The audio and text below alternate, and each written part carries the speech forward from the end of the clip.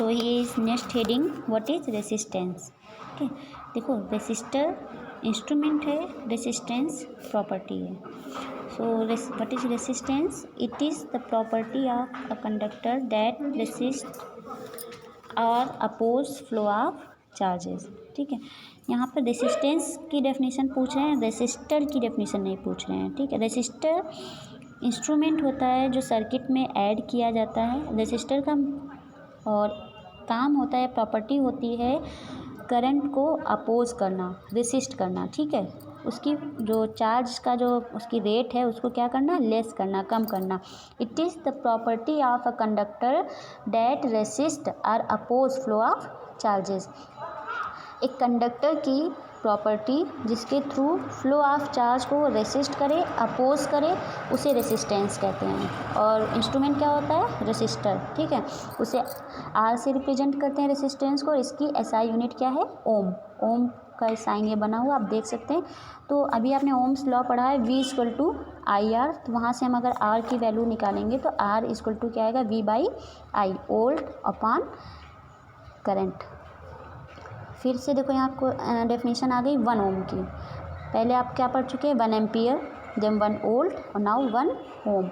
1 ohm equal to 1 volt by 1 ampere. Means अगर 1 ampere की current flow हो रही है और उसको रेसिस्ट करने के लिए, अपोज करने के लिए 1 वोल्ट का पोटेंशियल डिफरेंस वहाँ लग रहा है, तो वहाँ पे रेसिस्टेंस कितना होगा, 1 ओम।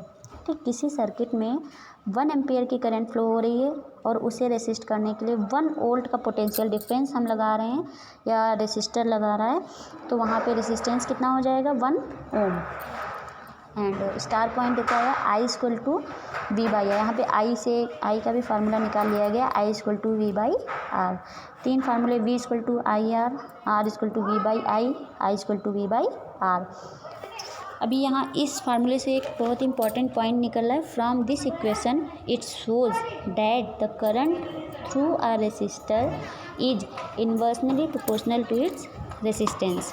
मतलब मैं डायरेक्टली प्रोपोर्शनल आपको बता चुकी हूँ। डायरेक्टली का मतलब है अगर दो वैल्यू डायरेक्टली प्रोपोर्शनल हैं, मीन्स अगर एक वैल्यू इंक्रीज हो रही है तो दूसरी भी इंक्रीज होगी, अगर एक डिक्रीज हो रही है तो दूसरी भी डिक्रीज होगी। लेकिन इन्वर्सनली का मतलब अपोजिट होता है। यहाँ पर आई आर के इन्वर्सनली प्रोपोर्शनल है। अगर करंट की वैल्यू इंक्रीज हो रही है तो रेसिस्टेंस क्या होगा, डिक्रीज। और अगर करंट की वैल्यू डिक्रीज हो रही है तो रेसिस्टेंस क्या होगा, इंक्रीज। इन्वर्सनली का मतलब अपोजिट होता है। और इन्वर्सनली बिकॉज 1 बाई आर हम यहाँ पे लिख सकते हैं, V को अगर हम हटा दें तो 1 बाई आर लिखेंगे, तो इसे इन्वर्सनली प्रोपोर्शनल बोलते हैं। If the resistance is doubled the current gets half. आप जब I equal to V by R में कोई वैल्यू रखेंगे, कोई क्वेश्चन सॉल्व करेंगे, ठीक है, तो वहाँ पे आप जब भी क्वेश्चन को सॉल्व करेंगे आपकी हमेशा वैल्यू ऐसी आएगी, अगर रेसिस्टेंस को उस क्वेश्चन में डबल किया जा रहा होगा तो जो करंट है वो क्या हो जाएगी, पहले की आधी हो जाएगी। ठीक है, सपोज रेसिस्टेंस 2 ओम का था और नेक्स्ट में उन्होंने क्या किया, रेसिस्टेंस को 4 ओम का कर दिया, और पहले करंट 1 एम्पियर की थी तो अब करंट कितनी हो जाएगी, 1/2 एम्पियर। ठीक है, तो ये क्या है, इन्वर्सनली प्रोपोर्शनल। ये पॉइंट बहुत याद रखना। If the resistance is doubled, the current gets half. अब देखो नेक्स्ट क्वेश्चन है, ये आपके एक्सरसाइज में भी क्वेश्चन पूछा गया है, factors on which resistance depends, कि किसी कंडक्टर की जो रेसिस्टेंस प्रॉपर्टी है उस कंडक्टर के किन किन चीज़ों पर डिपेंड करती है। तो पहला है लेंथ ऑफ द कंडक्टर, मतलब जो कंडक्टर है उसकी लेंथ कितनी है उस पर डिपेंड करता है। यहाँ पे देखो एक इक्वेशन लिखी हुई है, आर डायरेक्टली प्रोपोर्शनल एल, मतलब रेसिस्टेंस कंडक्टर की लेंथ के डायरेक्टली प्रोपोर्शनल होगा। जितनी लेंथ इंक्रीज होगी रेसिस्टेंस भी उतना ही इंक्रीज होगा, जितनी लेंथ कम होगी रेसिस्टेंस की वैल्यू भी कम होती जाएगी। दूसरा है cross section area of conductor, उस एरिया का उस कंडक्टर का जो क्रॉस सेक्शन है, आप मैथ में पढ़ते होंगे, उसके क्या है, R inversely proportional 1/a, means resistance cross sectional area के इन्वर्सनली प्रोपोर्शनल होती है। क्रॉस सेक्शनल एरिया को आप थिकनेस या थिनर वगैरह, थिक और थिन से भी बोल सकते हैं। अगर किसी कंडक्टर कोई थिक है, ठीक है, तो उसे क्रॉस सेक्शन एरिया उसका ज़्यादा है, और अगर कोई कंडक्टर थिन है तो उसका क्रॉस सेक्शन एरिया कम है। ठीक है, अब इस लाइन से आपका एक MCQ क्वेश्चन है एक्सरसाइज में, आप देखो रेसिस्टेंस क्रॉस सेक्शन एरिया के इन्वर्सनली प्रोपोर्शनल है और इन्वर्सनली प्रोपोर्शनल 1/a। ठीक है, अब इसका क्या मतलब होगा, अगर रेसिस्टेंस इंक्रीज हो रहा है तो क्रॉस सेक्शन एरिया क्या होगा, डिक्रीज। अगर क्रॉस सेक्शन एरिया इंक्रीज हो रहा है तो रेसिस्टेंस क्या होगा, डिक्रीज। ओके, अपोजिट होंगे एक दूसरे के। नेक्स्ट है nature of material of conductor. Conductor का जो मटेरियल है कैसे मैटर से बना हुआ है उस पर भी रेसिस्टेंस की प्रॉपर्टी डिपेंड करती है। और एक है last temperature of the conductor, कि कंडक्टर का जो टेम्परेचर है वो कितना है, क्या है।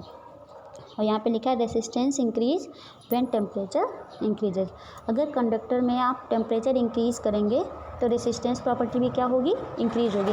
तो यहाँ पे दो डायरेक्टली प्रोपोर्शनल आए हैं, R डायरेक्टली प्रोपोर्शनल L और R डायरेक्टली प्रोपोर्शनल T। ठीक है, ये दोनों इंक्रीज होंगे तो सामने वाली वैल्यू भी इंक्रीज होगी। लेकिन क्रॉस सेक्शनल एरिया के क्या है, इन्वर्सनली प्रोपोर्शनल।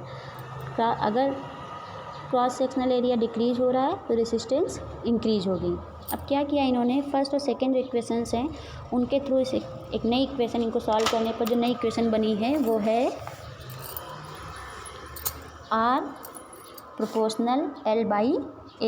ठीक है, दोनों इक्वेशंस को ऐड कर दिया गया है तो R प्रोपोर्शनल L/A। ठीक है, वो अब यहाँ से इन्होंने क्या किया, प्रोपोर्शनल का साइन हटाया है, तो प्रोपोर्शनल की साइन के जगह पे इक्वल रखा और वहाँ पे एक साइन बना है, इसको बोलते हैं रो। R इक्वल रो L/A। रो क्या है, प्रोपोर्शनल की जगह पर है, और रो को बोलते हैं स्पेसिफिक रेसिस्टेंस या रेसिस्टिविटी। स्पेसिफिक रेसिस्टेंस, रो यहाँ पर कंडक्टर के मैटर को रिप्रेजेंट कर रहा है। ठीक है, अभी आपने पढ़ा रेसिस्टेंस कंडक्टर के मटेरियल पे भी डिपेंड करता है कि वो किस मटेरियल से बना है। तो value of rho is depend on nature of material of conductor. Okay, in metal it is very low and in insulator it is very high. Metal में रो की वैल्यू ज़्यादा लो होती है, एंड इंसुलेटर, कंडक्टर और insulator तो पता ही होंगे आपको, इंसुलेटर में रो की वैल्यू बहुत ही ज़्यादा होती है। और इसकी जो SI यूनिट है वो भी क्या है, ओम। ओके, इसके अदर आप ओम पढ़ चुके हैं, ओम रेसिस्टेंस की क्या है, SI यूनिट है, और स्पेसिफिक रेसिस्टेंस की भी SI यूनिट ओम ही है। तो यहाँ फार्मूला निकला R equal to row L/A। यहाँ से देखो सारे पॉइंट निकल रहे हैं। रेसिस्टेंस लेंथ पे डिपेंड करता है, directly proportional. Resistance cross sectional area पे डिपेंड करता है, इन्वर्सनली प्रोपोर्शनल। रेसिस्टेंस टेम्परेचर पे डिपेंड करता है, ये आपको याद रखना है। Resistance matter of the conductor या मटेरियल ऑफ द कंडक्टर पर डिपेंड करता है, जिसे रो या स्पेसिफिक रेसिस्टेंस बोल रहे हैं।